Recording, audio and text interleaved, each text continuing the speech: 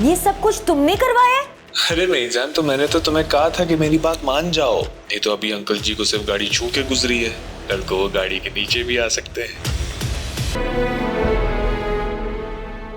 मेरा voice message सुन लिया था? जी हाँ, तभी जल्दी घर आ गई। मुझे पता था अम्मा का ब्लड प्रेशर लो हो गया होगा और आप नर्स बन के घूम रहे होंगे। सिचुएशन कोई भी हो, लेकिन तुम मजाक करने से बाज नहीं आती। क्या करूं? ये मजाक मस्ती ना करूं ना तो टाइम कैसे गुजरेगा?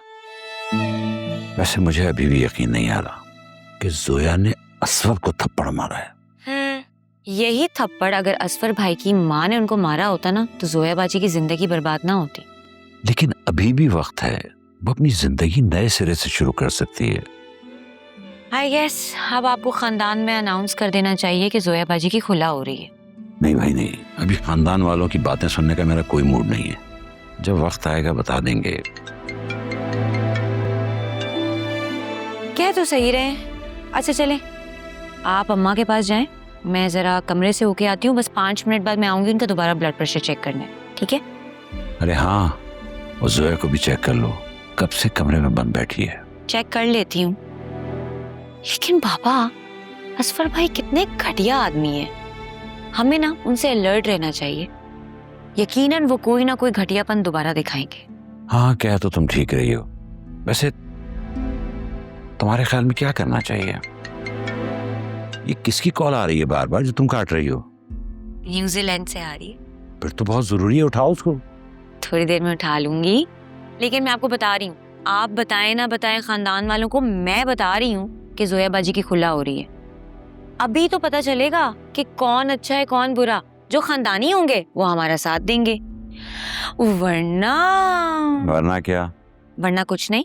आप अम्मा के पास जाएं, मैं कमरे से होके आती हूँ। चलो, जैसे तुम्हें मुनासिब लगे। वैसे भी दूसरों से पता चलने से बेहतर है मैं खुद उन्हें बता दूं, ताकि उन्हें कोई शिकवा शिकायत ना रहे। चलो, मैं जरा पानी पीता हो जाऊंगा।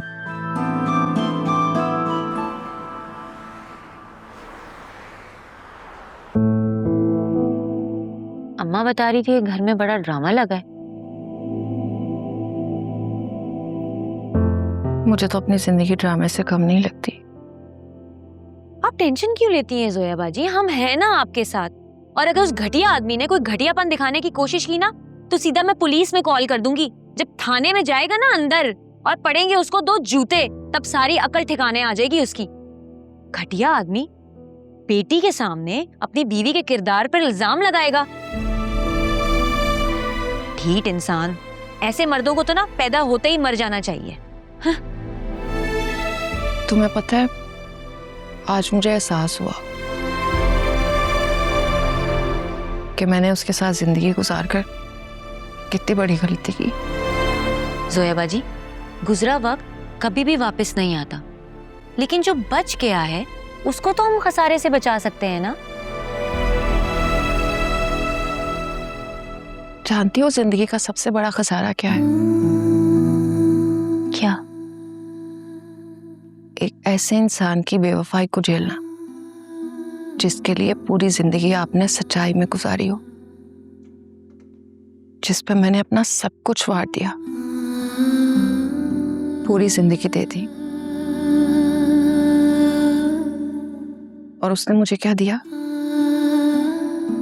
धोखा।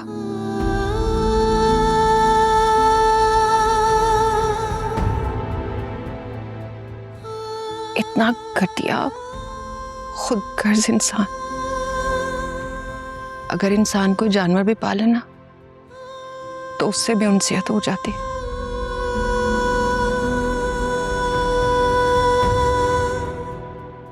लेकिन मेरी हैसियत तो एक पालतू जानवर से भी कम थी।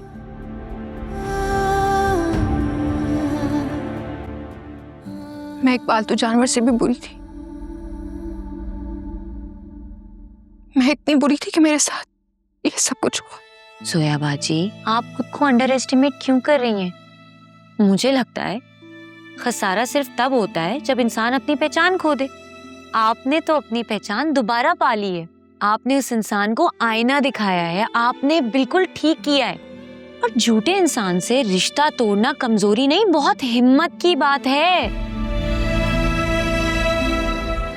मुझे तो एक बात समझ में नहीं आती है कि वालिदैन तरबियत के नाम पर अपनी औलाद के साथ, अपनी बेटी के साथ जुल्म क्यों करते हैं? क्या कहते हैं? जुल्म को सब्र का नाम दे देते हैं, अपना हक छोड़कर मुस्कुरा देने को शुक्र का नाम दे देते हैं।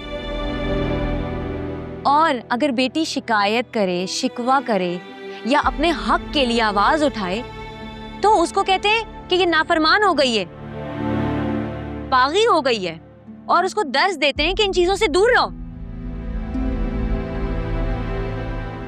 बस फिजा, कुछ नहीं बचा, एक पाक साफ किरदार ही तो बचा था। आज उसे भी उसने तार तार करने की धमकी दी।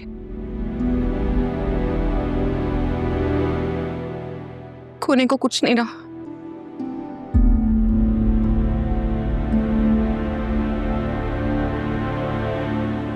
खाली हाथ है मेरे पास।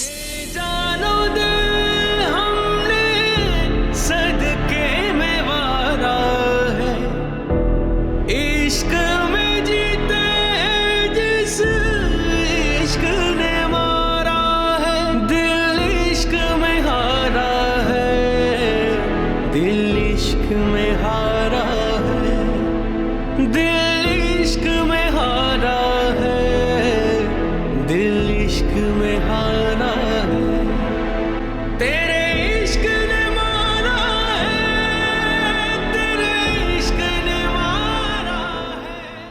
क्या हुआ? कुछ हुआ है? परेशान क्यों लग रही हो? हाँ यार, वो छोटी बहन की कॉल आई थी। उसने बताया है कि बड़ी बहन के हस्बैंड घर आए थे और उन्होंने काफी ड्रामा किया है घर में। यार आलिया, मुझे ना एक बात समझ नहीं आती। क्या? हमारे यहाँ ना हर घर में एक ना एक ऐसी लड़की जरूर होती है जिसका शौहर उसके ऊपर जुल्म करता है या वो जुल्म से तंग आके तलाक ले चुकी होती है। हर घर की एक ही गम में दास्तान है। पता है, मेरे बाबा कहते हैं कि देने वाले हाथ हमेशा ऊंचे रहते हैं, लेकिन ये वाहिद रिश्ता होता है जिसमें देने वाले हाथ होने के बावजूद आप झुके रहते हैं। तुम्हारे बाबा ने बड़े पते की बात कही है, घर जाके अपनी अम्मी को बताऊंगी। हाँ, जरूर बताना। अच्छा सुनो, कोई अगर मेरे बारे में पूछे तो बता देना, मैं बाहर किसी काम से गई हूँ। किसके साथ जा रही हो? अपनी नई फ्रेंड के साथ? हाँ, और हो सकता है कि मैं वापसी में बाबा के घर चली जाऊँ। चलो ठीक है, ओके बाय। बाय।